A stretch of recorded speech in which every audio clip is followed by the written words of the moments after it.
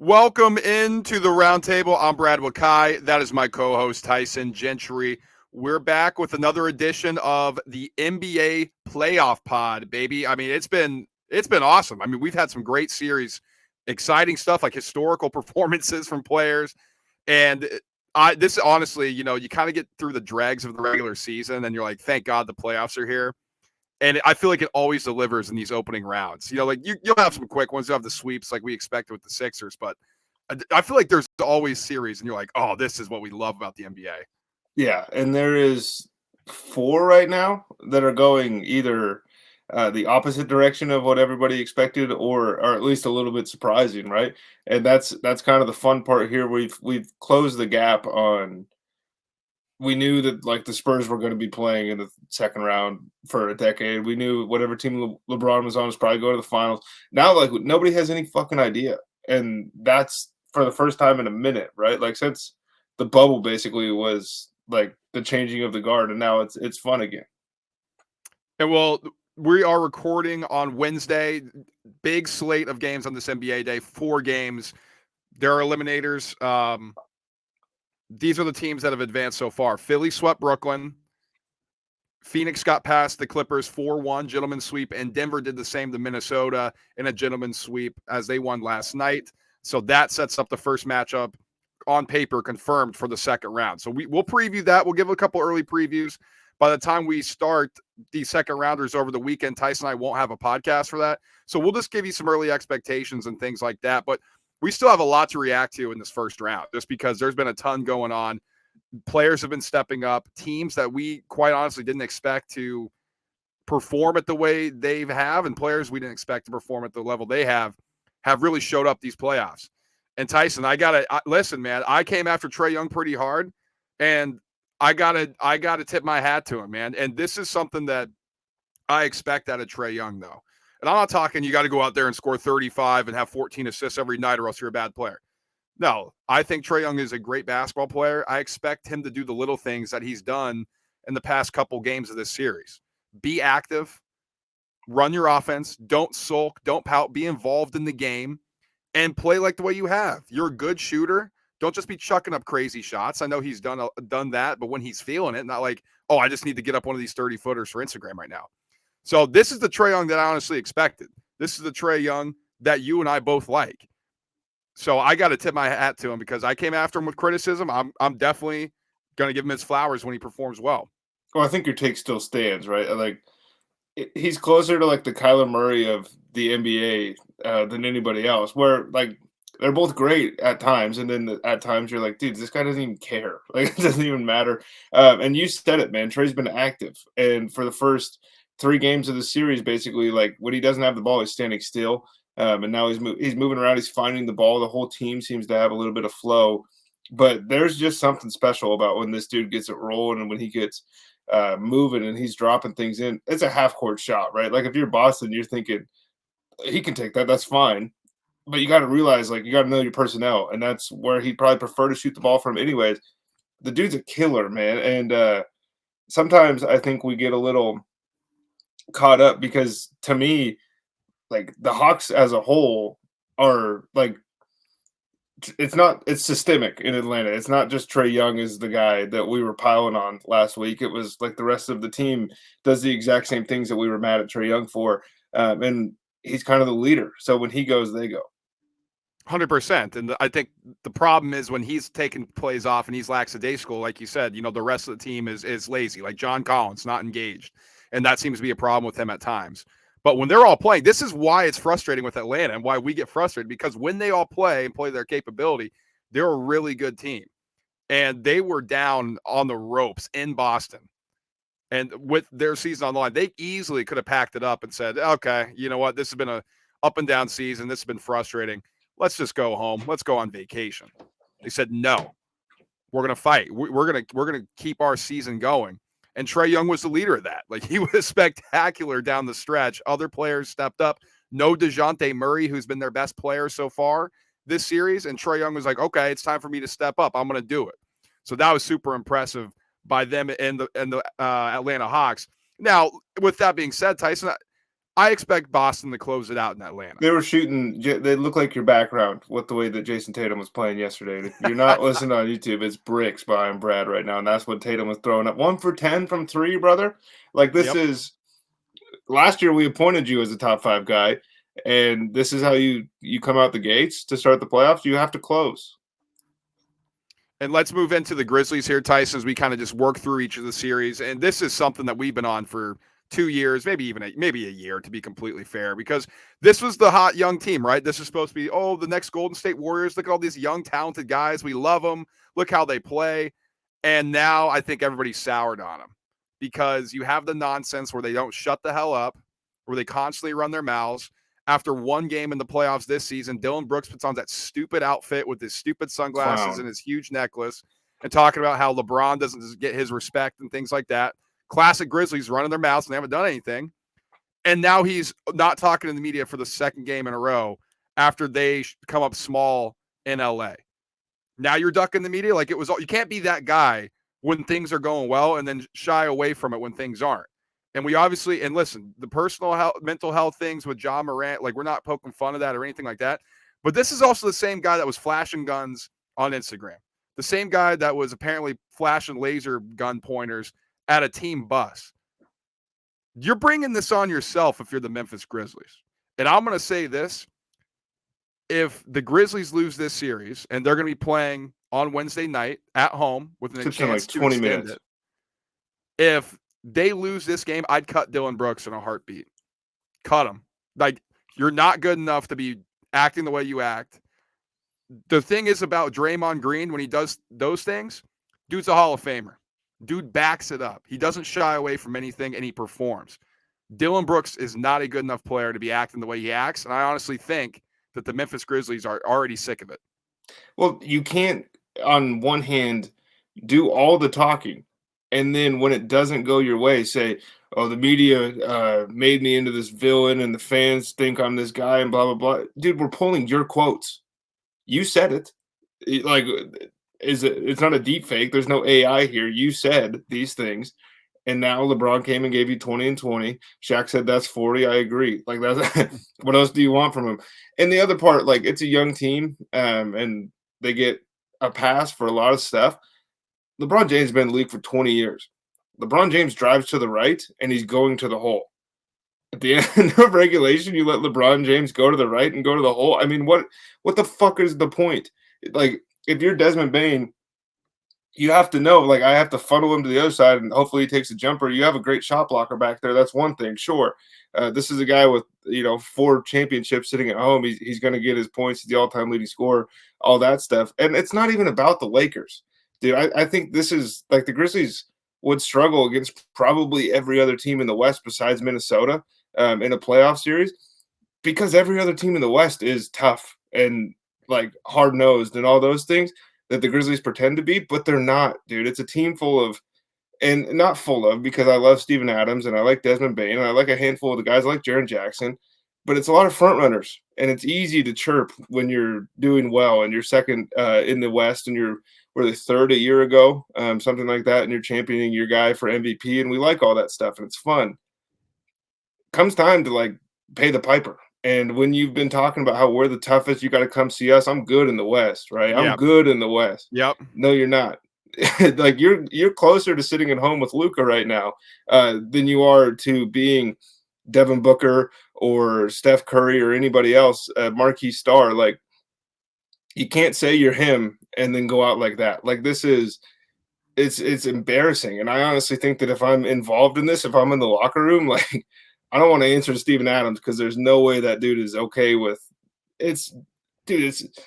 I'm trying not to go too far, but it is bitch made. Honestly, the way that these guys have been acting, it is so soft. It's ridiculous. And I know I'm not in the NBA and I don't know these guys and blah, blah, blah, but, like, I see the clips. I see what they're saying it. I'm just reacting to what they said. And no, I think that's the point, right? And like, people can look at this, be like, "Oh, what are you talking about?" Like, if you're going to be running your mouth like the way the Grizzlies have been running theirs, there's going to be some criticism if you don't live up to those expectations. You don't think And it's a target when all you do is talk about how everybody else can't mess with you and they're not physical enough? Okay, then I'm going to put my shoulder through your chest. And if you're getting bodied by Anthony Davis, who the rest of the NBA world, right, is like, oh, that guy's soft. That's the guy going through you? He's flexing too. Yeah. Like, if you're going to let Anthony Davis flex on you, then you're really not the toughest team that you've been trying to convince us. And who are you really trying to convince at this point? Us or yourselves? Exactly. Because it's okay. It's okay to just be the team that you are and be really good. But when you start, like, they get into these battles, and it's the same thing we've been saying for 2 years. They're so emotional. And it's because, like, I don't think they believe it. And so it's a lot of self-talk, and it's conceive, believe, achieve. And it's at a certain point, it's like, shut up and play your style of basketball. And your style of basketball isn't physical. So quit trying to tell the rest of us that, like, oh man, we're the Bucks, like we're the Celtics.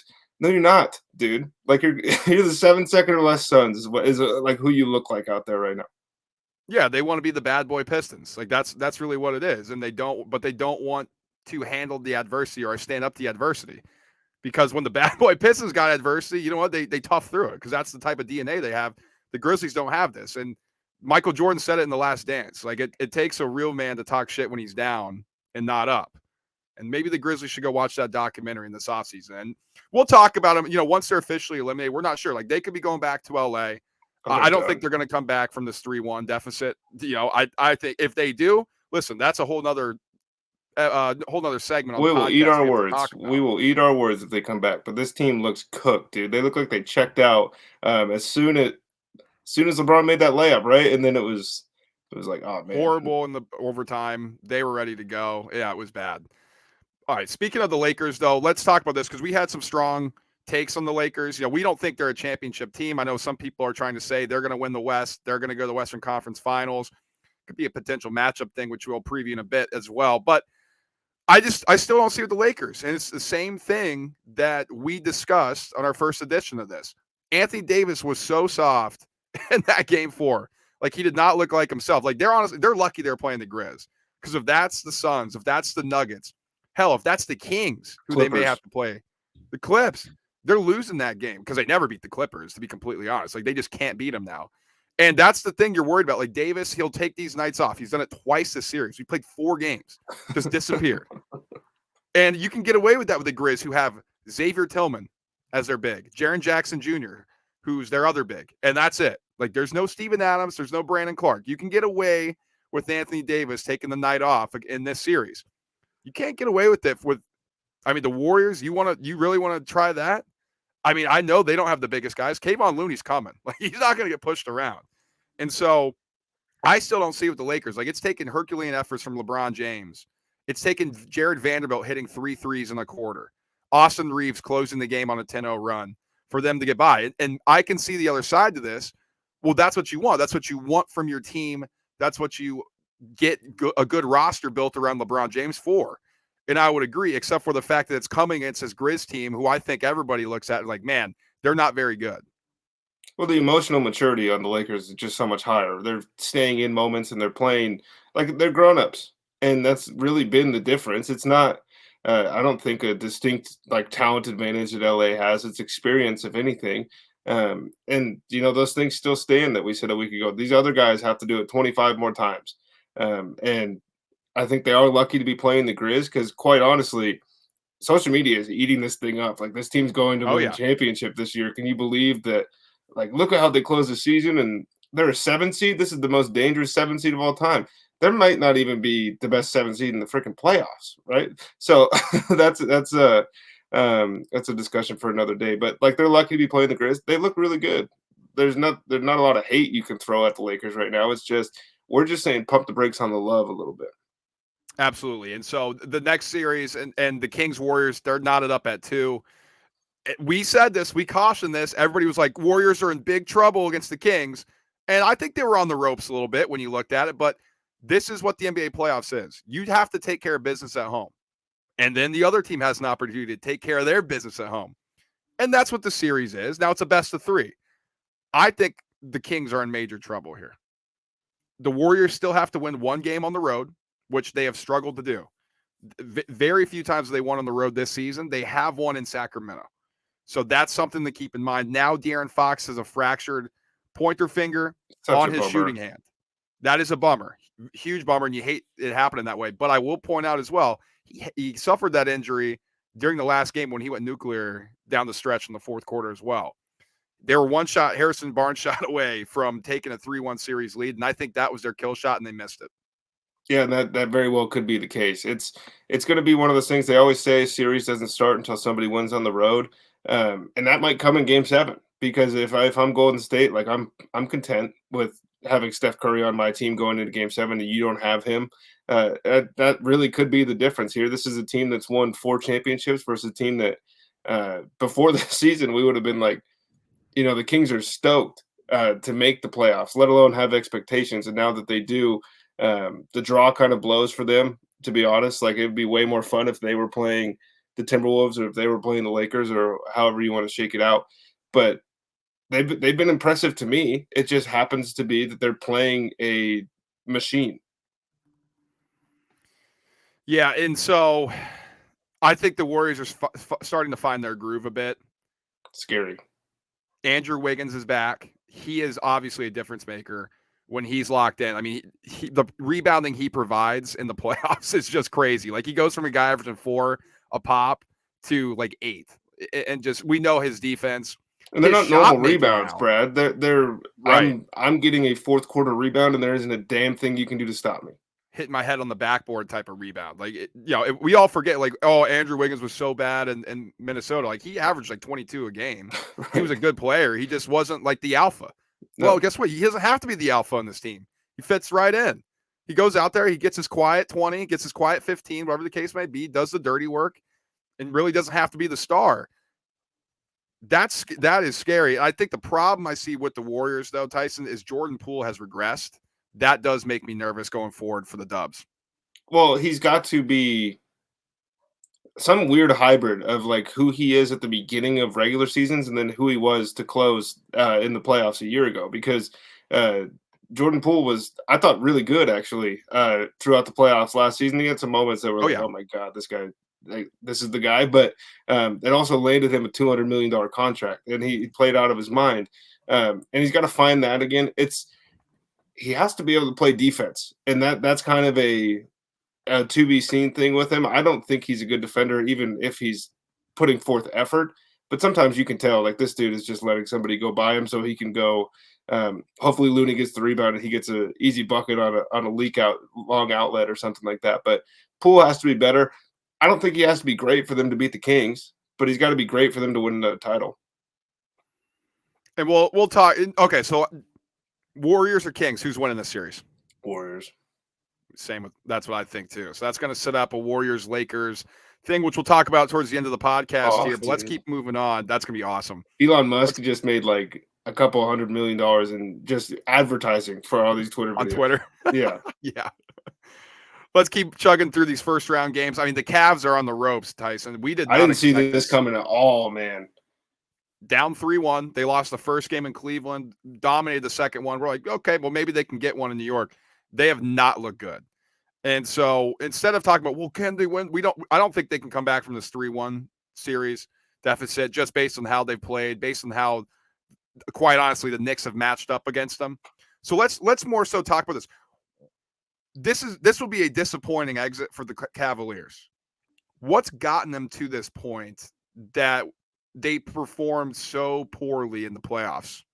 I think it's a combination of things, but to be honest, like, this was something that maybe we should have seen coming. I didn't see it in the first, like, coming in the first round, but it's a bunch of guys who have never really been there before, and a bunch of guys who certainly haven't been there together.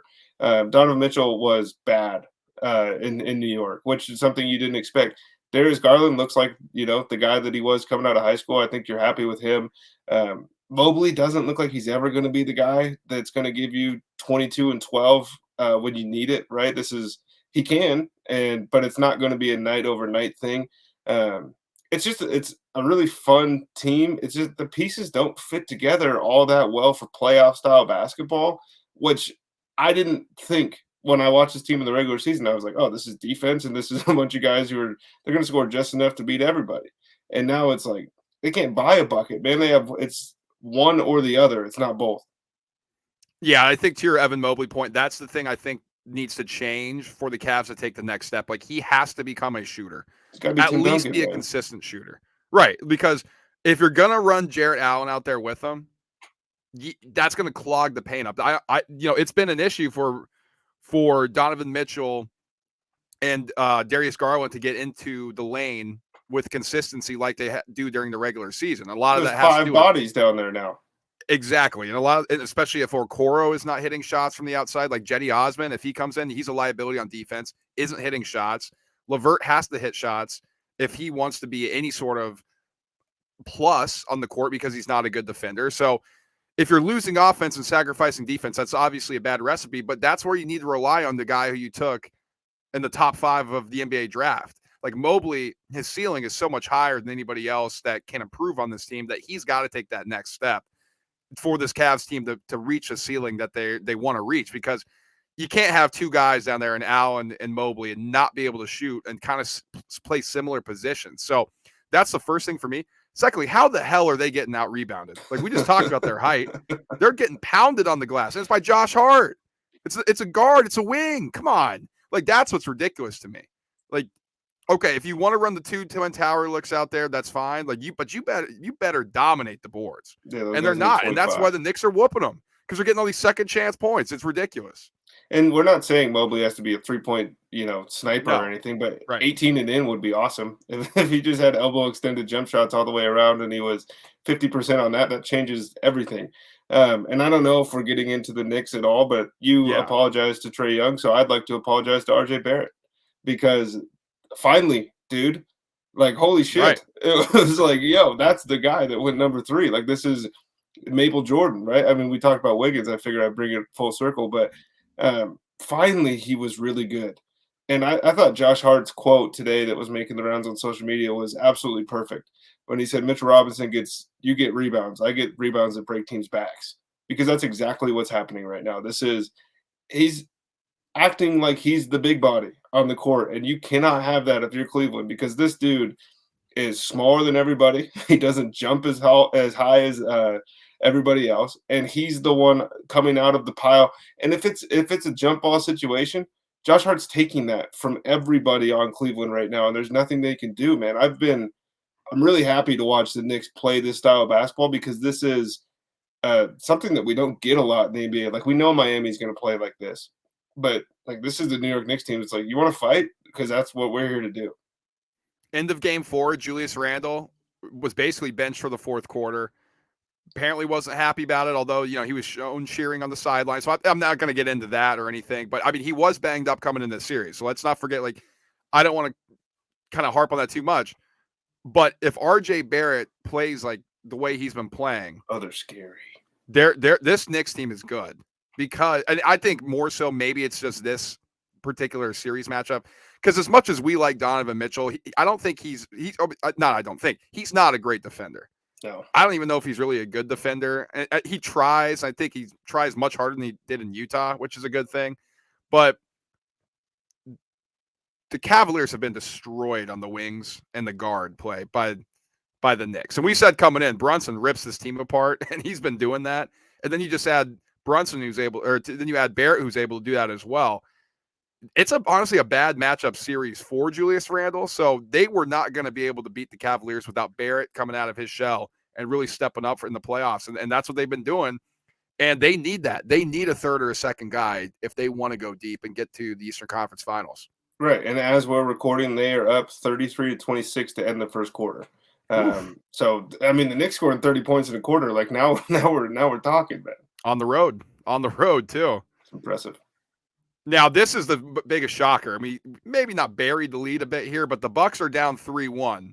And maybe the lead hasn't been buried because Giannis got hurt, played whatever he played in the first game, missed the next 2. And then Jimmy Butler went just completely nuclear. He did it, man. Game 4, man. That was just one of the best playoff performances you'll ever see in the history of the sport. It was ridiculous. And Giannis had a triple-double. It was just outshined, and the Bucks completely collapsed in the 4th quarter. And now they are down 3-1. This is your prohibitive NBA favorites, the best record overall, who are down 3-1 to a Miami Heat team who, without Jimmy Butler, I mean, this team is in the lottery for sure, probably top 7. It's just not. It's not a very good roster when you look at it all together, especially without Tyler Hero. Yet somehow the Bucks are down 3-1. So with that said, they're like only plus like 110, plus 120 in the gambling markets to come back and win this series down 3-1. Do you think they can do it? No. This looks like a 2019 Milwaukee Bucks team to me. This looks like the gun-shy guys that weren't like they knew they had the talent to beat everybody, but then when it came time for the playoffs and they started seeing new looks, and it was like, oh man, I don't want to play like this. I don't know how to play like this because that's what it looks like to me right now. It's Giannis doing freak things, Drew Holiday doing Drew Holiday things, Middleton injuries and all of that stuff that's kind of plagued him over the last couple of years limit him now versus the guy that he was when they won the championship, who really put the team on his back for a couple games in that final series. But this, to me, is like they're playing the bullies again, Brad. And we thought that they got rid of that monkey. We thought that they finally kind of pushed through and we're like, okay, nobody's just going to beat us up anymore. And this is the way the Miami Heat have played for 15 years. This is nothing new. There's not a set that they're running that the Bucks don't see on film or see over and over and over and over and over again, like the case was with Jimmy Butler's 56-point game.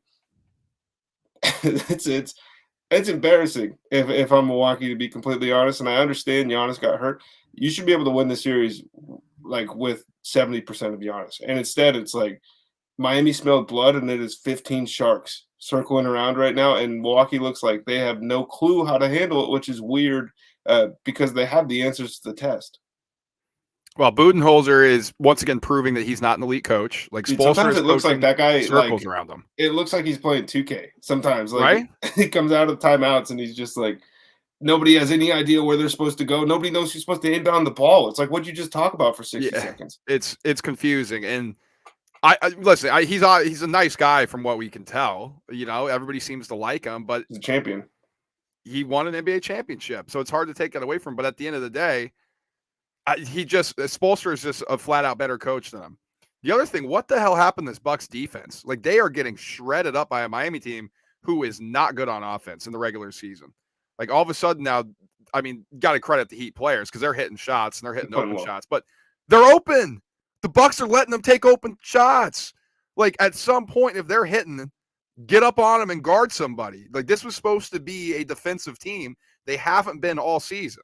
So I don't know if that has, and I get it. Brook Lopez, second in defensive player of the year, you know, one of the leaders in blocks. We know Giannis is good at defense. We think Drew Holiday is, like, he's a clamp normally. I don't know what's going on. Is it age? Is it the other players that have to play aren't good? Like, are they doing something different on defense? Because that's been the biggest thing. They cannot guard a chair. Oh, it looks bad. It looks like Philadelphia 76ers against the Hawks a couple of years ago. Like, the way these games are going down the stretch. It's like one team is, okay, we're scoring 35 in the fourth quarter, and the other one's like, okay, these guys are scoring 35 in the fourth quarter. And it's astounding. I did not see this coming. So we'll see if the Bucks can come back. They got a big game tonight as we're recording on Wednesday. Let's move into the teams that have advanced. The Suns, Nuggets, and Sixers, like, they all rolled their series. They're the only ones, as we're recording again, that have advanced. Sixers swept.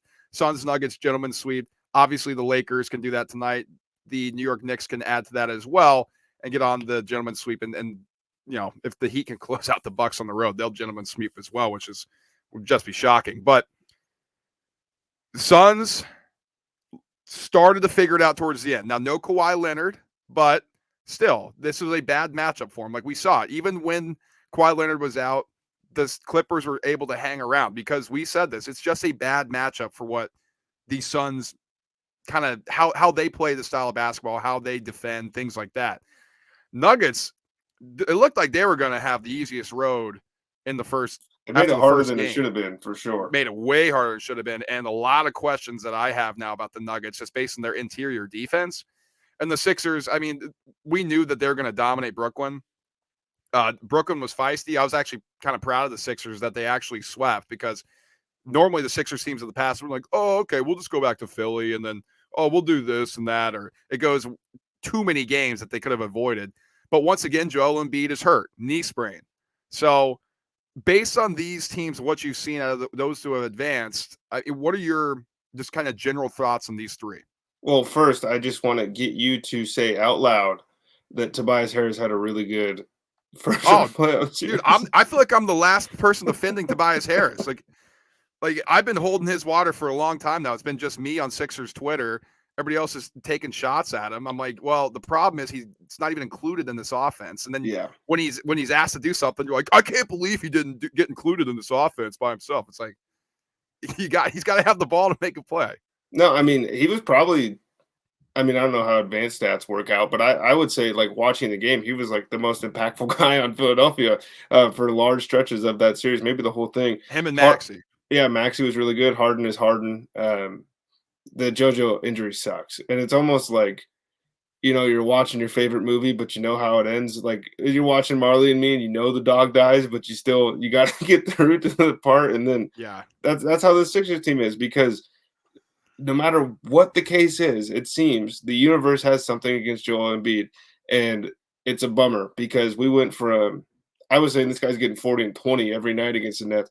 Well, he's getting triple teams. He's making the right plays, making the right read, all that stuff, and then he kicks the guy in the nuts, Claxton, and that's kind of another thing that maybe that's why the universe is out to get him. But it just feels unfair because everybody else gets their moment in the sun or at least gets an opportunity. He has to deal with Ben Simmons refusing to dunk the ball. He has to deal with the uncertainty the next year and then fitting Harden into the team late. And now this was the year where it was like East is wide open. JoJo's MVP is going to be really fun. And we don't even know if we're going to get to see it. So that's a bummer. But they did what they were supposed to do. The Nuggets did what they were supposed to do. And the Suns almost didn't. Like they tried as hard as they could yesterday to give that game away at the end. I think Jimmy Butler went off, obviously, but I think Devin Booker was the best player in the first round, and I don't think my opinion is going to change unless Jimmy drops 50 again. I mean, Book was on a mission. The Suns have to figure out a way to run sets and run plays for Kevin Durant. It cannot just be, if he's single teamed on the elbow, we just throw him the ball and then he's going to get a bucket because he goes 10 minutes without touching the ball in the fourth quarter in a game that the Clippers are closing because their give a shit level is just higher. That was the difference. It wasn't a talent thing or anything else. It was Monty Williams' questionable rotation to end the game, Suns not making shots, and Russell Westbrook being a supercharged, human being that is just up and down and up and down. And Phoenix looks shell-shocked. Let's get into the second round preview because we have this is the only series on paper right now that we have set up, Suns Nuggets. So the Suns are the favorites to win this, barely. I mean, about a 57% probability, I believe, just based on the gambling odds. I think minus 125 on FanDuel or something like that. And I could be off on both those percentages. I'm not quite sure. But I think this is a great matchup for Phoenix. I really do. Jamal Murray's been awesome in the playoffs, and we all know what Jokic is able to do. Besides that, there is nobody on the Nuggets that can guard Devin Booker, and there's nobody that can slow down Kevin Durant like the Clippers were able to do.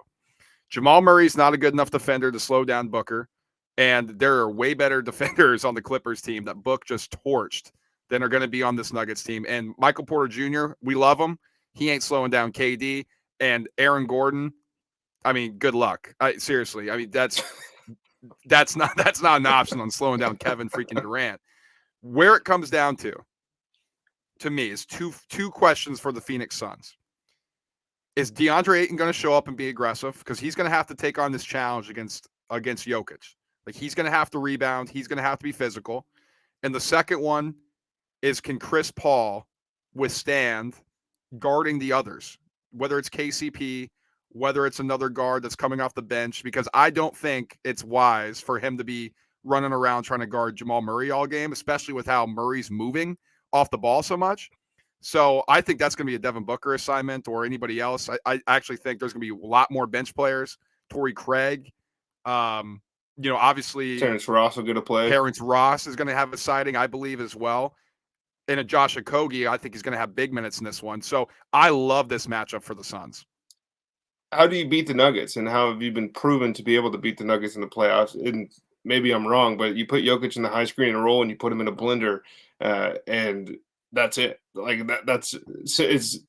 it's more complicated than that, but that's like the recipe.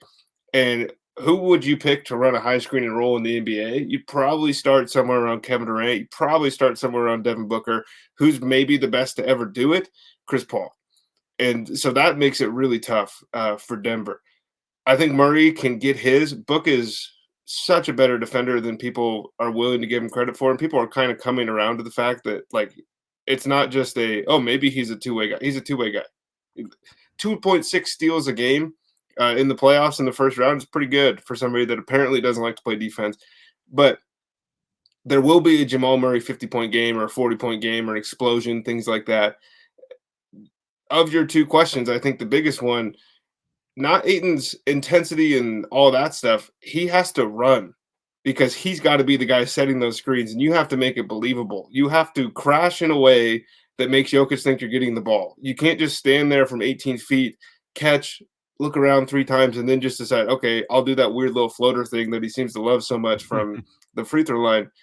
He's always made Jokic's life difficult, and and when the Suns went to the title, went to the finals when they swept the Nuggets, it was because Jokic was getting 30 and 20, but he was working so damn hard.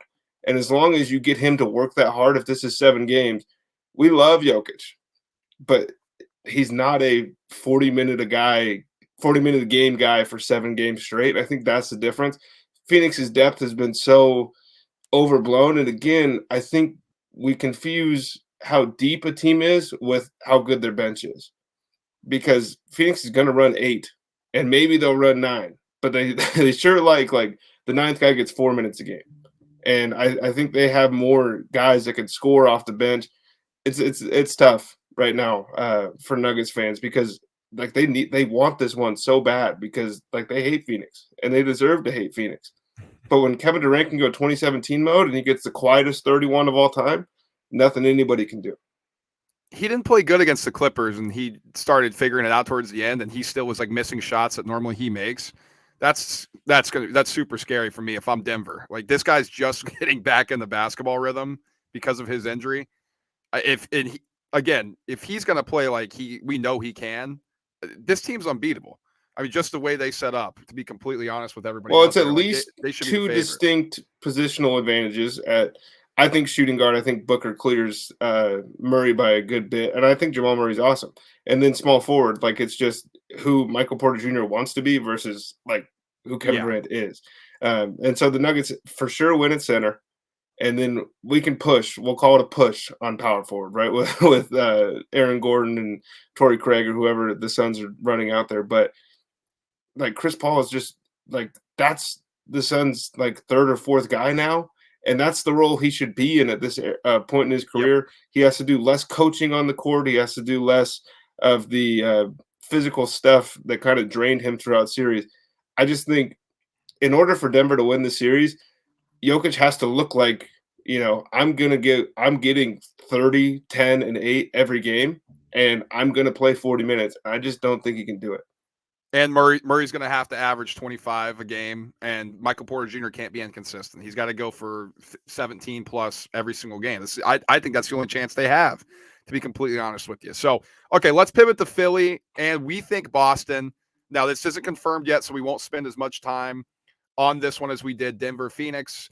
But listen, these are the big bad wolves for the Sixers. Like, this is their nemesis. For some reason, they're cursed. They can't seem to beat the Celtics.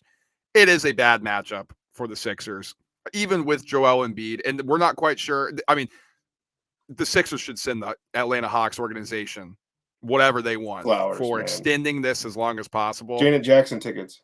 Yeah, because I don't know what the deal is with Joel Embiid's knee, but even if he's healthy, this is a tough matchup for the Sixers just because the wings are just superior that the Celtics have compared to what the Sixers can throw at them. I mean, Tatum and Brown just always eat up the Sixers. And then you add the emerging guards of Marcus Smart, Derek White, and Malcolm Brogdon. It's tough for the Sixers. They just seem to find a way to put Joel Embiid in difficult situations when he's on offense. And they just high screen and roll, just pound the Sixers interior to death. Like that's the problem here.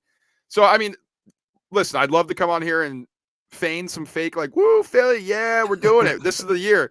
It's hard for me to think that way, especially with the uncertainty surrounding Embiid. I mean, Tyrese Maxey, maybe he has actually emerged to be that guy that can get them to the next level, but there may be a crack in Boston's armor.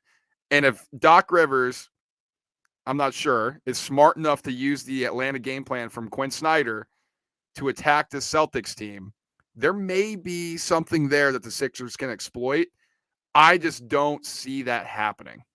No, I think Doc goes in with the exact same, mindset that he goes into every time they play the Celtics, which is like never works. But Doc's not normally known as one that changes, uh, like the way he thinks is right.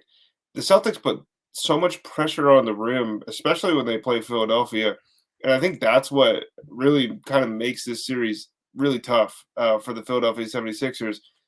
Because outside of Embiid, like now you're hoping one of these other guys steps up and is active enough to influence passing lanes, is like able to anchor a defense in a way that maybe it's not Joel Embiid, but Sixers just don't have the option to throw three guys out there and like rotate through them in a way that even Boston probably can, or at least two, right?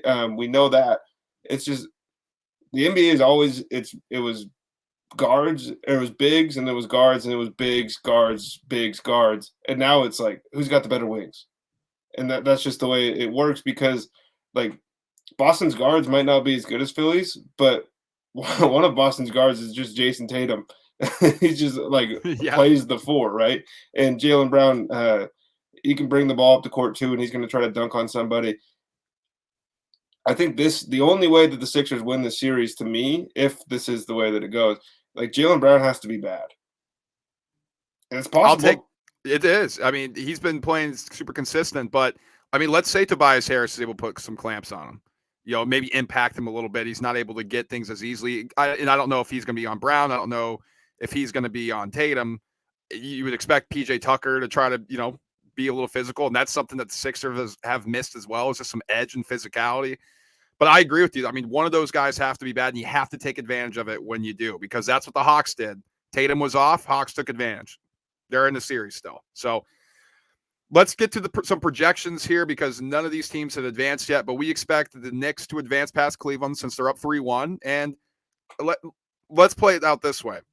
Miami's up 3-1, but I don't necessarily want to count out the Bucks yet just because they have 2 games at home. Let's do the leaders of this series, Knicks Heat. What do you expect in this one? I think this is a super interesting series. They're going to be a fun series to handicap and all that different sort, but that would be maybe the lowest scoring series we've seen since the 80s? Yeah. Oh, this would be like the first Rocky movie when he fights like Viper or whatever that guy's name is before he even gets the first one he fought Apollo. No, at the beginning of the movie. Like when they're back there all cut up and all that stuff. Like that's how this is gonna go. This is a street fight, a rock fight. Nobody's better at this kind of style of basketball than the Miami Heat. And I would love, honestly, if the Knicks could make the Eastern Conference Finals, it'd be great for the NBA. But who kind of shows up and rains on the NBA's parade whenever there's a cool storyline? Pat Riley. Yeah. And Pat Riley versus the Knicks too, coming back to the Garden. Oof. That would be a nice storyline. Now, if it's the Bucks, I think they just destroy the Knicks. Yeah, we'll be close. There is no matchup that I like in that one for the Knicks at all. I don't care how good Jalen Brunson's playing. You have a guard stopper in Drew Holiday. There is nobody on that team who's stopping Giannis, and they don't have a person who can match up with Brook Lopez. I know Mitchell Robinson's playing well, but he does not play well stretched away from the basket, which is where Lopez primarily scores his points now, shooting from the 3, and at least can make you honor it. So I think the Bucks would just destroy the Knicks. So if you're a viewer, I think you're rooting for Miami pretty hard if you want to see good basketball, because that would be a fun series. And if you like college basketball, that's probably the closest the NBA is going to get for you.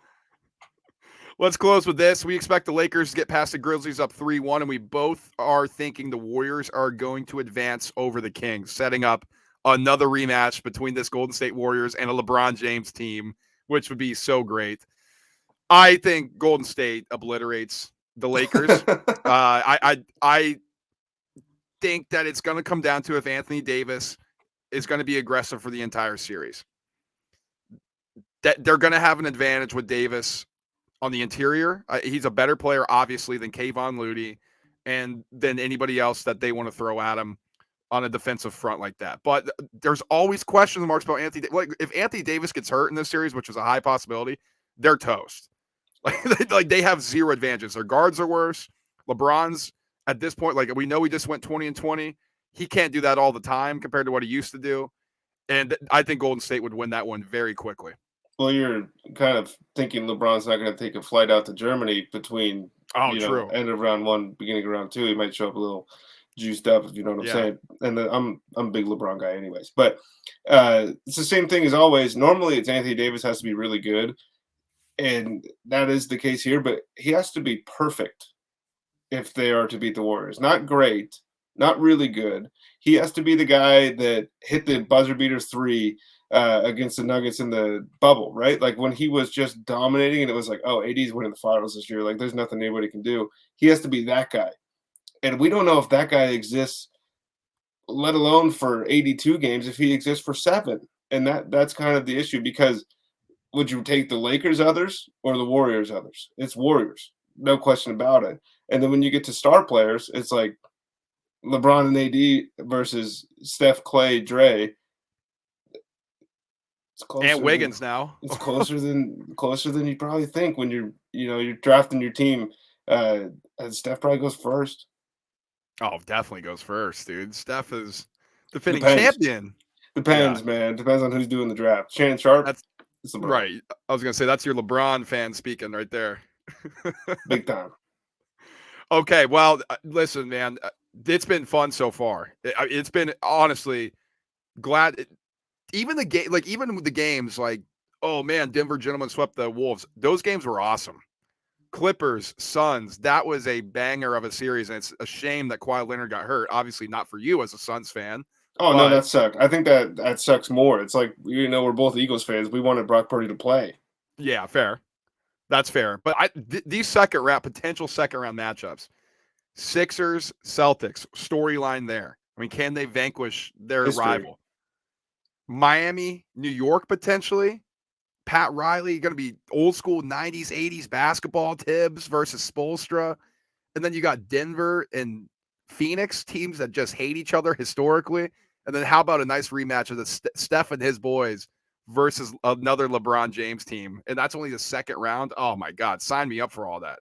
I know, but we're going to do this again when it's 4-1 one way. We're going to, of course, that happened, right? Now, I mean, imagine the storylines in the conference finals. That's where we'll be at in 2 weeks. Right.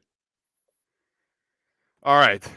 Tell them where they can get our picks as we go over the weekend, as we get ready to close out these first round matchups. So it is the Chalkboard app. It's in the App Store. It's in Google Play, wherever you download your apps. The group name is the Roundtable, and I'm going to let you in on a little hint. Brad has been throwing down some crazy same-game parlay pluses, and if you just take Brad's play and you take one leg out, you're undefeated on the postseason. I mean, it's actually ridiculous. The kid is having the worst luck I think I've ever seen when it comes to these long shots. But we have NBA picks, and it's not just parlays, right? It's straight up plays, all that stuff, player props, whatever you can think of. The NFL draft is tomorrow, is when that starts the first round. I put out how I expect the top 10 to go with betting odds, and obviously that stuff will change, but we'll have NFL draft stuff in there. NHL playoffs, we have all that stuff in there. We have golf stuff, we have soccer stuff, we have MLB stuff. Whatever you can think of, we're playing, and we're posting our picks for everybody to see. So if you think we're idiots, hop on there and check the record, because sometimes it's not great. Yeah, so go to cold stretch. That's betting, and if anybody likes to bet, you're very aware of that as well. So, I've never lost. I don't know what you're talking about. Yeah, LeVar Ball never lost. I've never lost a bet. In the meantime, like, subscribe, and share the show. That really helps us out. Helps others find us. Like whether you're watching us on YouTube, hitting the like on any of our videos that you watch, whether it's a short, whether it's these long form podcasts, it goes a long way for the YouTube viewership. And if you're watching us or listening to us, on podcast form, share it with a buddy, share it with somebody you don't like even. It doesn't matter. Make sure to subscribe to it as well, because we're got a ton of content coming your way. A bunch of interesting stuff, I think, that we're going to try to attack this summer as well. But also stay connected with us on social media. You can contact us on Instagram or TikTok @ the Roundtable Pod _ for both, or send us over a tweet @ TRT _ pod. Like Tyson mentioned, NFL draft on Thursday. We got a bunch of stuff coming up next week, and some exciting news as well that we may be talking about coming up as well. So, yeah, stay tuned. We got a lot coming at you. We will talk to you all soon. Peace.